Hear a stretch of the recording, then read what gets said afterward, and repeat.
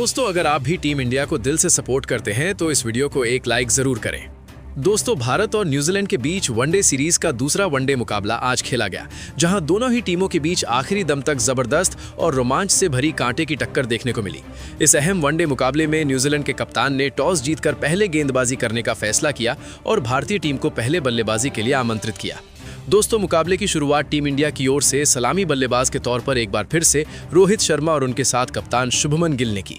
दोनों ही खिलाड़ी ओपनिंग करने के लिए मैदान पर उतरे। शुरुआत में न्यूजीलैंड के गेंदबाजों ने काफी कसी हुई और अनुशासित गेंदबाजी की, जिससे भारतीय बल्लेबाजों को रन बनाने में थोड़ी परेशानी हुई। लेकिन चौथे ही ओवर में कप्तान शुभमन गिल के बल्ले से एक शानदार चौका निकलता है और इसी के साथ टीम इंडिया का खाता खुलता है। इसके बाद छठे ओवर में रोहित शर्मा ने भी अपने इरादे साफ कर दिए और एक के बाद एक ओवर में दो बेहतरीन चौके जड़कर रन गति को आगे बढ़ाया। अब सातवें ओवर में दोस्तों कप्तान रोहित शर्मा ने अपनी क्लास और टाइमिंग का बेहतरीन नमूना पेश करते हुए बैक टू बैक दो शानदार और नजाकत भरे चौके जड़ दिए। वहीं अगले ही ओवर में शुभमन गिल कहां पीछे रहने वाले थे। गिल के बल्ले से भी हमें एक शानदार चौका देखने को मिला और इसी ओवर में उन्होंने एक जबरदस्त मैक्सिमम भी जड़ दिया। दोस्तों, अब 9वें ओवर में शुभमन गिल पूरी तरह लय में नजर आए और उन्होंने एक बार फिर से आक्रामक अंदाज में बल्लेबाजी करते हुए बैक टू बैक दो खूबसूरत क्लासिकल चौके जड़ दिए। 10 ओवर के पावर प्ले के समाप्त होने तक टीम इंडिया बिना कोई विकेट गंवाए 57 रन बना चुकी थी। अगले ओवर में भी शुभमन गिल ने अपना शानदार फॉर्म जारी रखते हुए एक और चौका जड़ दिया। अब गिल पूरी तरह सेट नजर आ रहे थे और ऐसा लग रहा था कि वो आज शतक जरूर पूरा करेंगे। लेकिन दोस्तों, अगले ही ओवर में क्रिश्चियन क्लार्क ने शानदार लाइन लेंथ के साथ गेंदबाजी करते हुए रोहित शर्मा को विलियम के हाथों कैच आउट करवा दिया। इसके साथ ही रोहित शर्मा 24 रनों की छोटी लेकिन उपयोगी पारी खेलकर पवेलियन लौट गए। हालांकि इसी ओवर में नए बल्लेबाज विराट कोहली ने मैदान पर आते ही शानदार चौका जड़कर अपना खाता खोला और फैंस का दिल जीत लिया। अब शुभमन गिल का बल्ला भी लगातार चल रहा था और विराट कोहली भी क्रीज पर जम चुके थे। इसके बाद 15वें ओवर में शुभमन गिल ने एक शानदार चौका लगाते हुए अपना अर्धशतक पूरा किया।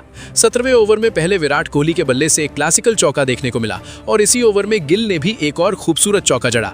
लेकिन इसी ओवर में काइल जेमिसन ने शानदार गेंदबाजी करते हुए शुभमन गिल को डैरियल मिचेल के हाथों कैच आउट करवा दिया। इसके साथ ही शुभमन गिल 56 रनों की शानदार पारी खेलकर पवेलियन लौट गए। दोस्तों, अब टीम इंडिया के दोनों ही सेट बल्लेबाज आउट हो चुके थे। 20 ओवर की समाप्ति तक भारतीय टीम ने 2 विकेट के नुकसान पर 112 रन बना लिए थे। इसके बाद 22वें ओवर में क्रिश्चियन क्लार्क ने एक बार फिर अपनी बेहतरीन गेंदबाजी का प्रदर्शन करते हुए नए बल्लेबाज श्रेयस अय्यर को माइकल ब्रेसवेल के हाथों कैच आउट करवा दिया और श्रेयस अय्यर भी सिर्फ 8 रन बनाकर चलते बने। अब दोस्तों, टीम इंडिया की पारी थोड़ी लड़खड़ाती हुई नजर आने लगी थी और 24वें ओवर में भारतीय टीम को सबसे बड़ा झटका लगा, जिससे मैच का रुख अचानक बदलता हुआ दिखाई देने लगा। जी हां दोस्तों, क्रिश्चियन क्लार्क ने एक बार फिर से अपनी तूफानी और सटीक गेंदबाजी का नमूना पेश करते हुए किंग कोहली यानी विराट कोहली को क्लीन बोल्ड कर दिया। इसके साथ ही दोस्तों, विराट कोहली भी 23 रनों की छोटी लेकिन अहम पारी खेलकर पवेलियन लौट गए। अब दोस्तों, टीम इंडिया एक बेहद मुश्किल और दबाव भरी स्थिति में नजर आ रही थी। क्रीज पर अब केएल राहुल और रविंद्र जडेजा की जोड़ी मौजूद थी। 28वें ओवर में केएल राहुल ने एक शानदार चौका जड़ते हुए टीम पर बना दबाव कुछ हद तक कम किया। इस ओवर की समाप्ति तक टीम इंडिया 4 विकेट के नुकसान पर 142 रन बना चुकी थी। भारतीय टीम इस समय संकट में थी, लेकिन अब भी फैंस की सारी उम्मीदें केएल राहुल से जुड़ी हुई थी। 34वें ओवर में रविंद्र जडेजा के बल्ले से हमें एक चौका देखने को मिला। हालांकि इसके बावजूद रन गति काफी धीमी बनी हुई थी। दोस्तों, 36वें ओवर में केएल राहुल ने आखिरकार अपने हाथ खोले और बैक टू बैक ओवर में 2 शानदार चौके जड़ दिए। अब राहुल पूरी तरह से सेट नजर आने लगे थे और रन गति को भी धीरे धीरे बढ़ाते हुए दिखाई दे रहे थे। उनके बल्ले से शानदार टाइमिंग वाले क्लासिकल चौके देखने को मिल रहे थे। 39वें ओवर में माइकल ब्रेसवेल ने शानदार गेंदबाजी करते हुए रविंद्र जडेजा को कॉट एंड बोल्ड कर दिया। इसके साथ ही रविंद्र जडेजा 27 रनों की बेहद धीमी पारी खेलकर पवेलियन लौट गए। अब दोस्तों, अगर हालात पर नजर डालें तो भारतीय टीम एक बार फिर दबाव में आती हुई दिख रही थी। 40वें ओवर में केएल राहुल ने एक शानदार चौका जड़ते हुए अपना अर्धशतक भी पूरा कर लिया। 40 ओवर की समाप्ति तक टीम इंडिया 5 विकेट के नुकसान पर सिर्फ 199 रन ही बना पाई थी। इसके बावजूद भी दोस्तों, भारतीय टीम को रन बनाने में लगातार परेशानी हो रही थी। 43वें ओवर में केएल राहुल ने एक और शानदार चौका जड़ा। इसके बाद नए बल्लेबाज नीतीश रेड्डी के बल्ले से हमें एक जबरदस्त मैक्सिमम देखने को मिला। हालांकि इसके बावजूद भी रन काफी धीमी रफ्तार से बन रहे थे। 47वें ओवर में फोक ने बेहतरीन गेंदबाजी करते हुए नीतीश रेड्डी को कैच आउट करवा दिया। नीतीश रेड्डी 20 रन बनाकर पवेलियन लौट गए। इसके बावजूद भी इसी ओवर में केएल राहुल ने एक और खूबसूरत चौका जड़ दिया। अगले ही ओवर में जडन लिनक्स ने हर्षित राणा को भी कैच आउट करवा दिया और हर्षित राणा सिर्फ 2 रन बनाकर चलते बने। इसके बाद भी दोस्तों राहुल के बल्ले से लगातार शानदार चौके देखने को मिलते रहे। अब दोस्तों 49वें ओवर में केएल राहुल ने गगनचुंबी शॉट लगाकर अपना शानदार शतक पूरा कर लिया। केएल राहुल एकमात्र ऐसे बल्लेबाज साबित हुए जिन्होंने भारतीय टीम की पारी को मजबूती से संभाले रखा और बेहद जिम्मेदारी भरी शानदार बल्लेबाजी की। 50वें ओवर में केएल राहुल ने इस ओवर में एक के बाद एक 2 शानदार चौके जड़ दिए। इसी के साथ टीम इंडिया ने अपने 50 ओवर पूरे करते हुए 7 विकेट के नुकसान पर 284 रन बनाए। दोस्तों केएल राहुल 112 रन बनाकर नाबाद रहे। इस तरह से टीम इंडिया ने न्यूजीलैंड के सामने जीत के लिए 285 रनों का लक्ष्य रखा। इस लक्ष्य का पीछा करने के लिए न्यूजीलैंड की ओर से सलामी बल्लेबाज के तौर पर हेनरी निकोलस और डेविन कॉनवे की खतरनाक जोड़ी ओपनिंग करने के लिए मैदान पर उतरी। पहली ही ओवर में कॉनवे ने एक शानदार चौका लगाकर अपना खाता खोला। कॉनवे के बल्ले से लगातार बेहतरीन चौके देखने को मिल रहे थे और ऐसा लग रहा था कि वो यहाँ पूरी तैयारी के साथ सेट होकर आए हैं। लेकिन दोस्तों दूसरी ओर से हेनरी निकोलस काफी धीमी गति से बल्लेबाजी करते हुए नजर आ रहे थे। इसी बीच छठे ओवर में हर्षित राणा ने घातक गेंदबाजी का प्रदर्शन करते हुए न्यूजीलैंड को पहला बड़ा झटका दिया और एक अहम विकेट अपने नाम कर लिया। कॉनवे को क्लीन बोल्ड कर दिया। इसके साथ ही कॉनवे 16 रन बनाकर पवेलियन लौट गए। अब दोस्तों हेनरी निकोलस का साथ निभाने के लिए मैदान पर विल यंग उतर चुके थे। भारतीय टीम की ओर से मोहम्मद सिराज और हर्षित राणा शानदार लय में नजर आ रहे थे और काफी कसी हुई व किफायती गेंदबाजी कर रहे थे। 10वें ओवर में विल यंग के बल्ले से हमें एक शानदार चौका देखने को मिला। 10 ओवर की समाप्ति तक न्यूजीलैंड की टीम 1 विकेट के नुकसान पर सिर्फ 34 रन ही बना पाई थी। जी हां दोस्तों, विल यंग भी शुरुआत में काफी धीमी गति से बल्लेबाजी कर रहे थे। भारतीय गेंदबाजों ने न्यूजीलैंड पर अच्छी तरह से दबाव बना लिया था।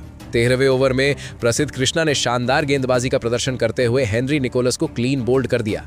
इसके साथ ही दोस्तों निकोलस 10 रन बनाकर पवेलियन लौट गए। अगले ही ओवर में नए बल्लेबाज डैरिल मिचेल में एक शानदार शॉट के साथ अपना खाता खोला। वहीं दूसरी ओर विल यंग भी अब धीरे धीरे सेट होते हुए नजर आने लगे थे और उनके बल्ले से बाउंड्रियां निकलने लगी थी। 16वें ओवर में डैरिल मिचेल ने एक और शानदार चौका जड़ दिया। इसके बावजूद भी 20 ओवर की समाप्ति तक न्यूजीलैंड की टीम 2 विकेट के नुकसान पर 82 रन ही बना सकी थी। अब दोस्तों यहां से डैरिल मिचेल का असली शो शुरू होता हुआ नजर आया। 21वें ओवर में डैरिल मिचेल ने कुलदीप यादव की जमकर धुनाई की। इस ओवर में मिचेल के बल्ले से एक लंबा छक्का देखने को मिला और इसी ओवर में उन्होंने एक चौका भी जड़ते हुए कुल 14 रन बटोर लिए। 23वें ओवर में डैरिल मिचेल के बल्ले से एक और शानदार बाउंड्री देखने को मिली। डैरिल मिचेल कैसे बल्लेबाज बन चुके थे जो सिंगल और डबल्स के जरिए भी तेजी से रन बटोर रहे थे। 27वें ओवर में डैरिल मिचेल ने 1 रन लेकर अपना अर्धशतक भी पूरा कर लिया। इसके बाद अगले ओवर में विल यंग ने भी एक शानदार और खूबसूरत चौका जड़ते हुए अपना अर्धशतक पूरा किया। 29वें ओवर में डैरिल मिचेल के बल्ले से एक और चौका देखने को मिला। अब मिचेल लगभग हर ओवर में चौका जड़ते हुए नजर आ रहे थे। इस समय तक न्यूजीलैंड की टीम 2 विकेट के नुकसान पर 149 रन बना चुकी थी। 31वें ओवर में मिचेल ने एक और चौका जड़ दिया। 32वें ओवर में विल यंग के बल्ले से भी हमें एक शानदार चौका देखने को मिला। दोस्तों अगर यहां देखा जाए तो विल यंग और डैरिल मिचेल के बीच शानदार शतकीय साझेदारी पूरी हो चुकी थी। भारतीय टीम के गेंदबाज विकेट के लिए तरसते हुए नजर आ रहे थे। 35वें ओवर में विल यंग ने एक और शानदार चौका जड़ा। अब दोस्तों दोनों ही बल्लेबाज 80 के पार पहुंच चुके थे। 36वें ओवर में विल यंग ने विस्फोटक बल्लेबाजी करते हुए कुलदीप यादव के खिलाफ बैक टू बैक 2 करारे चौके जड़ दिए। इस समय भारतीय गेंदबाज काफी हताश नजर आ रहे थे, लेकिन आखिरकार 38वें ओवर में कुलदीप यादव ने विल यंग को नीतीश रेड्डी के हाथों कैच आउट करवा दिया। इसके साथ ही दोस्तों विल यंग 87 रनों की शानदार पारी खेलकर पवेलियन लौट गए। इसके बावजूद भी डैरिल मिचेल का बल्ला रुकने का नाम नहीं ले रहा था। अब नंबर 4 पर उतरे ग्लेन फिलिप्स के बल्ले से भी हमें एक शानदार चौका देखने को मिला। 40 ओवर की समाप्ति तक न्यूजीलैंड की टीम 3 विकेट के नुकसान पर 227 रन बना चुकी थी। 41वें ओवर में मोहम्मद सिराज ने किफायती ओवर फेंका, लेकिन 42वें ओवर में डैरिल मिचेल ने 1 रन लेकर अपना शानदार शतक पूरा कर लिया। वाकई दोस्तों क्या खूबसूरत और यादगार बल्लेबाजी डैरिल मिचेल ने थी। 43वें ओवर में डैरिल मिचेल ने एक और शानदार चौका जड़ दिया। वहीं 44वें ओवर में ग्लेन फिलिप्स के बल्ले से भी एक बेहतरीन चौका देखने को मिला। 46वें ओवर में डैरिल मिचेल ने एक और खूबसूरत चौका जड़कर जीत की राह और आसान कर दी। अब दोस्तों 47वें ओवर में ग्लेन फिलिप्स के बल्ले से एक जबरदस्त मैक्सिमम देखने को मिला।